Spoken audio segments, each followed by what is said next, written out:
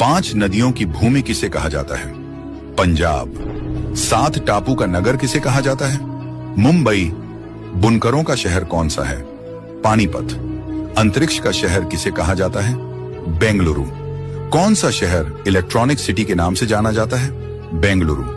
महलों का शहर किसे कहा जाता है? कोलकाता। नवाबों का शहर किसे कहा जाता है? लखनऊ। पर्वतों की रानी कौन से शहर को कहा जाता है? मसूरी। रैलियों का नगर किसे कहा जाता है? नई दिल्ली। त्योहारों का नगर किसे कहते हैं? मदुरई।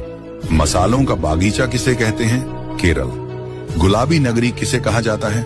जयपुर। अब यह सवाल आपके लिए है, भारत का मैनचेस्टर किस शहर को कहा जाता है? इसका जवाब आप कमेंट बॉक्स में जरूर दें।